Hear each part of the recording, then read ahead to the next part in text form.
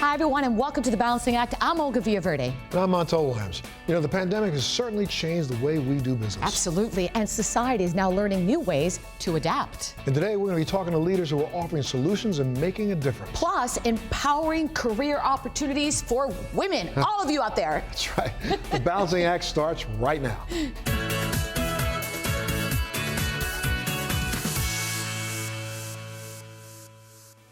You know, Olga, we are living in unprecedented times. COVID-19 has been a real wake-up call, exposing several harsh realities that a lot of Americans are facing, from not being able to pay their bills to not being able to put food on the table. So difficult times here. But here to share how they're doing their part, and I love Montel when we hear about how others are doing their part in this country, is Eileen O'Connor. She is Senior Vice President of the Rockefeller Foundation. Welcome, Eileen. Welcome, Eileen. Thanks for having me today. No, thank you so much for being here. You know, the Rockefeller Foundation has been around for over 100 years. Why don't you tell us a little bit about the foundation's mission? Well, you're right. We've been around for a very long time, and our mission has been unchanged since 1913, and that's to promote the well-being of humanity throughout the world. We gave our first grant to the American Red Cross, and ever since, we've been a bedrock institution in the United States. But especially during times of great challenge and upheaval here at home, we've consistently stepped up to meet the moment, working to meet the basic needs of vulnerable children and families, and to fight for true economic opportunity in the United States. What issues would you say they're facing that are now being exacerbated by COVID-19, Eileen? Even before the COVID-19 pandemic, nearly half of America's families were living paycheck to paycheck. They were unable to meet their basic needs. Even if they got sick or if they lose their job, it was a disaster.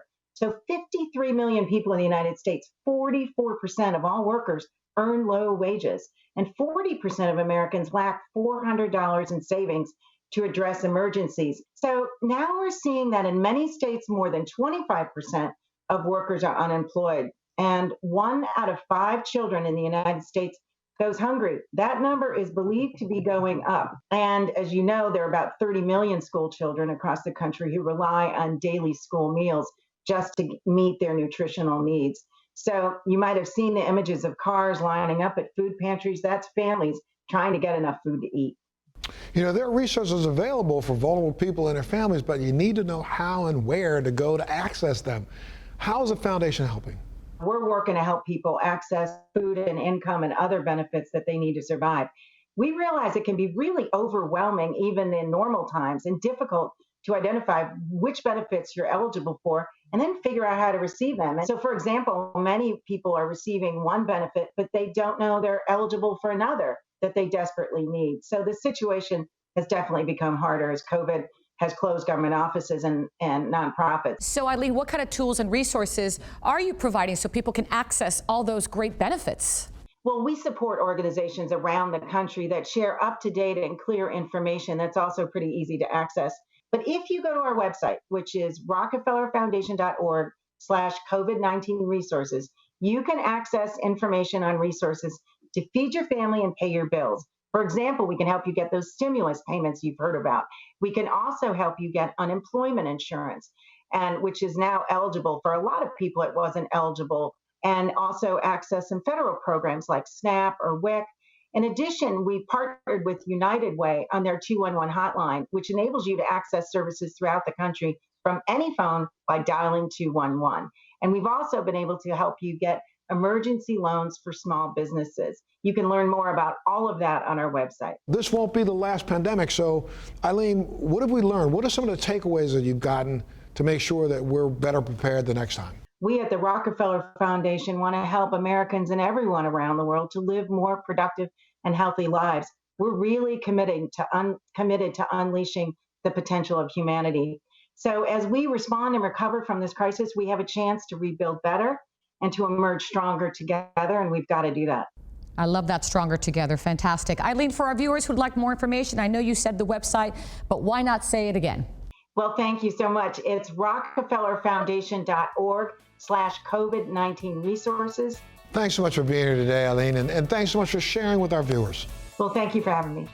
Don't forget, you can find more information on our website, and that's thebalancingact.com.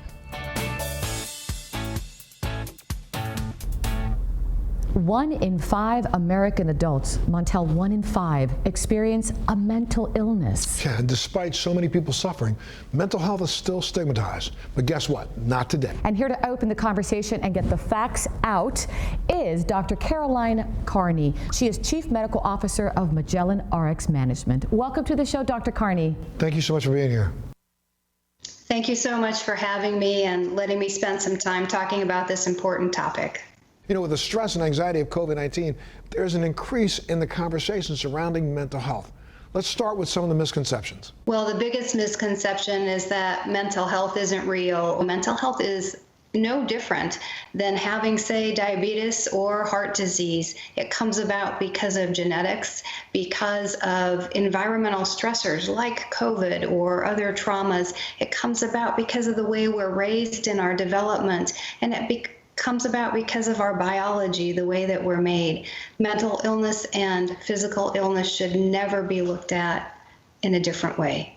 COVID-19 has created so much uncertainty with so many people and so much disappointment. What resources do you provide to help with these unfortunate issues? Well, we started at Magellan very early on, compiling a lot of resources directed specifically at the emotional after effects of COVID and to help people learn how to deal with it, whether that was through coping with new symptoms, anxiety, depression, stress they might be having. Our library is abundantly full of information and is available to the public. We also do a series of webinars that reach out in a deeper fashion on things like grief that have been very helpful to individuals. We have a live Twitter that happens once a month with trained mental health professionals, so you can join in and ask your questions. These resources are available as well as others if you go to our website. You know, throughout all of this, the senior population has been disproportionately affected by this, and you guys have been providing services to them, but how have you enhanced them since this COVID-19? We have been reaching out to seniors to reach them where they live, whether that's in long-term care facilities or even if they're sheltering in place all alone. Loneliness is a predictor of chronic disease and a predictor of death. Our case managers are taking phone calls and also calling out to seniors to make sure that they stay connected with a live voice. That live voice, that human touch is more important now than ever. Now let's talk about our heroes, Yes. First responders, nurses, doctors. They have been on the front lines. They are exhausted physically and mentally. What are you doing to help them as well, doctor? We have a confidential line that first responders and healthcare providers can call in and talk to a professional trained in dealing with individuals exposed to trauma. Our average call time has been 20 minutes, so there is a need. So please, first responders and healthcare providers, use these services. They will help you. How do we ensure a continuous conversation about mental health? We need to work with our legislators to ensure that we continue to have funding for providers and for services like telemedicine to reach others. We need to talk openly about it, share our own stories, take the stigma away, and most of all, we need to have hope. Mental illness is treatable, and it is not something that is futile. We can make people better by providing the right kinds of services for them. Thank you so much, doctor, for being here and making sure you share this information to our viewers. I really appreciate your time today. Keep up the great advocacy you both are doing. Thank you, doctor. And by the way, to access the resources discussed today, visit magellanhealthcare.com/COVID-19. And as always, for more information, you can go up on our website, thebalancingact.com. We'll be back right after this.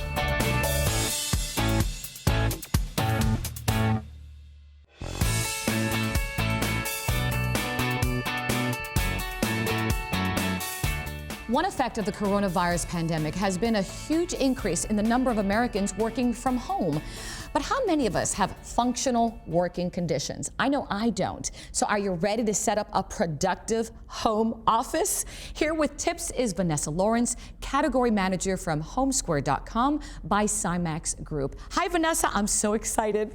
Hi, Olga. How are you? I'm doing great because I got to tell you, I need some help at home.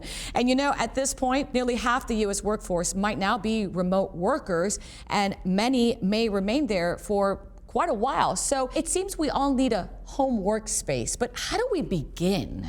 I know, it's so crazy. I mean, if you look to major companies that are trending in that direction, like look what's happening with Twitter right now, it's really important to have that functional, productive workspace within your home. So I think for me, the most important piece is really making sure that you understand where you want that office space to be, understanding the measurements, understanding your budget, and then looking online for inspiration. And speaking of online resources really seemed like the best options today. I mean, it's so easy to do that. But should we worry that big pieces like furniture won't meet our expectations? Yeah, I completely understand the concern with that. But what you have to keep in mind is that these lines, the Twilm line in particular, is really designed with e-commerce in mind. So they spend a tremendous amount of time making sure that their customer experience and that all that content is really geared towards the customer. Well, I went online and I looked at a bunch of selections and I was happy with so much. I got myself, listen to this, I got a bookcase, I got a desk, I got a credenza, I got a chair. I started measuring my entire room. I actually had a great time. The packages arrived exactly when I was told they were gonna get there. It was fantastic and I started putting it all together. I mean, assembly required, but hey, it wasn't that bad. Well, I'm so glad that you had such a great experience. And honestly, you made a really great call with the Twilm line. You know, the colors are so beautiful. And it's really interesting because interior designers are actually saying that those light colors that you picked are fantastic for your mood and also for your productivity.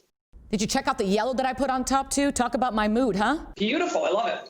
And you know, obviously I was looking for office furniture, but as I was, looking online, I saw a large selection. Yeah, absolutely. We have something for every taste and budget. And you mentioned earlier that you were looking for a chair as well. It is so important to have that ergonomic design, for your back support, for your health, really, when you're sitting that many hours a day, having a quality chair to support you is key.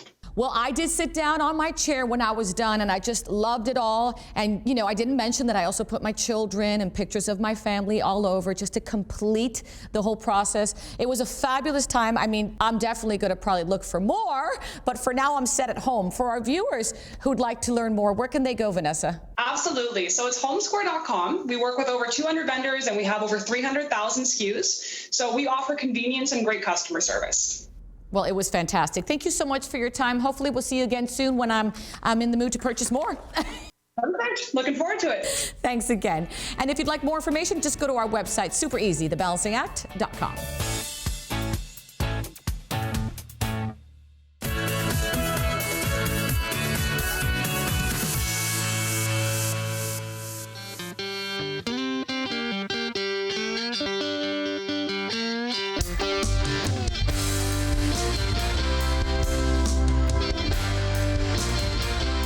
When it comes to women in the workforce, a true career path exists right here at Walmart. I'm on location today, and I'm at one of their distribution centers. And joining me today as well is Monique PQ. She is Walmart's Senior Vice President of Supply Chain. Thanks for having us. Absolutely. Thank you for coming. We're glad you're here. I'm thrilled. I know I'm going to learn a lot, especially when it comes to Walmart and just the empowerment that you give to women, which I must say, when one thinks of Walmart, Monique, it's just like, the retail store, you go and you go out, but it's more than that, isn't it? It's absolutely more than that. I like to think of it as Walmart beyond stores, because you go to stores and we have great careers there. There are a lot of women who lead our stores, but we have engineers, we have pharmacists, we have merchandising, we even have real estate. There's not too much we don't have. It's a great place for diversification of skill. I mean, finance and accounting, you name it, we got it. It's a really, really good place. You spoke a little bit about initiatives for women. I know you're very passionate about it. You're leading the way in that. Tell me how and why you care so much about that. We have women in supply chain. And in supply chain, that looks at our distribution centers, it looks at engineering, it looks at our fabulous women in trucking. You'll meet some of them later on today. Trucking? Yes, ma'am. Drivers? Absolutely. Get out. You get out. You're going to see them. It's going to be fabulous. I can't wait. Yeah. You're really going to be impressed with some of the women you're going to meet later on. I'm just impressed with what I'm hearing because, and correct me if I'm wrong, I know a little bit of the history, but I think Walmart started back in 1962, a small store in Arkansas. And look where we are today. 1962, we had a very humble man, Mr. Sam Walton. And his mission was about helping customers save money so they can live better lives. And we've been on that journey ever since then. We're in 28 countries now. Wow. We have more than 11,000 opportunities for you to work at different locations. I'm also proud to say that Walmart actually has 2 women CEOs. Speaking of opportunities, I think you're going to introduce me to a woman who has been working for Walmart some 24 years, and she started like from the bottom up. I mean, she's really, really climbed the ladder. She's a rock star, like me and you. Like, rock star! And now I'm joined by Danielle Sexton. She is a general transportation manager for Walmart. You are really the story.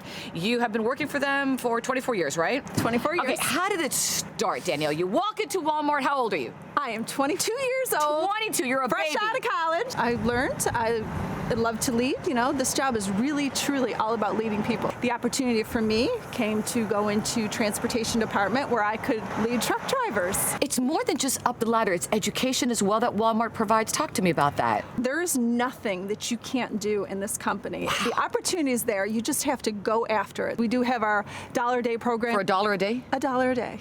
Wow. You can get that's a bargain. Your degree and build those skills levels. Just tell us what you do. What's your day like? I have 250 drivers that I'm responsible for in 2 different facilities in Marcy, New York and Johnstown, New York. We're moving about 250 loads a day as well. I'm a woman, and I'm thinking other women out there are thinking, okay, it's a transportation division. You know, why would I want to work in that? And you're smiling like, yeah. It's fun, Olga. I think all women should look to this industry and say, what a difference I can make.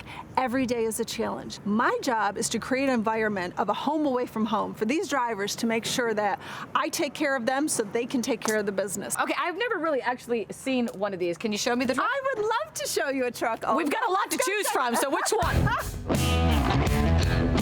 Well, I'm just going to state the obvious. This is big. This is big. All right, I noticed a lot of safety features here. Oh, we have the safest equipment on the road, Olga. It's a lot of stuff here. There is a lot of stuff. There's a lot to go on. You get your load assignments through your onboard computer. We have an on-guard sensor in the front of the tractor that makes sure it's collision avoidance to allow any collision that might go on. And if somebody gets in the way, where's the horn? Wow, the horn works great, but that air horn works even better there, Olga.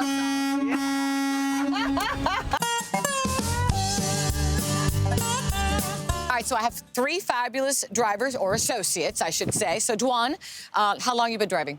11 years. Allison? 24 years. Wow. 29 years. So would you recommend this, Allison, to someone out there that says, gosh, I'd love to do something different with my life? And working here is more than just being a truck driver. We've got great opportunities, doors open. Just that connection of working with new hires, of just seeing that spark in their eye when we've been able to teach them something new. I mean, it's a great feeling. That's great. Duan, really? Look at the size of this thing. You weren't intimidated by this? No. Huh? I was born to drive. Born to drive it? Yeah. Easy?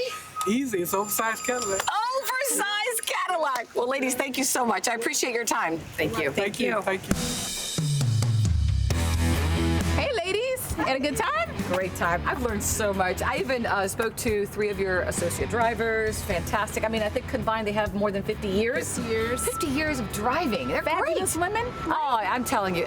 You can see how Walmart values women, the opportunities. I don't think a lot of women out there realize that. But guess what? They do now because we have you helping us tell our story. And so it's so important to make sure that women know we have fabulous opportunities and we want you to come and be part of the Walmart family. And I appreciate you coming out to help us make sure we get that message out. So for our viewers who'd like more information on Walmart, becoming a driver, where do they go, Monique? You know what? Right here. Right here. Here's a wonderful opportunity.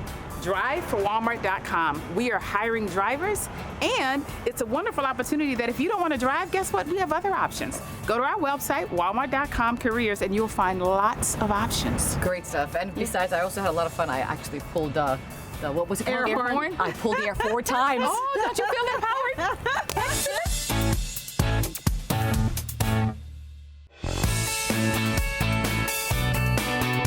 Thanks so much for joining us today. Don't forget to head to our Facebook page and our website and follow us on Twitter. And remember, when it comes to your mental health, check in with yourself every single day. And know that just as easily as you can talk yourself down into an abyss, you can also talk yourself out of that abyss by thinking about really wonderful things in your past and remembering the good times that you had. I love it.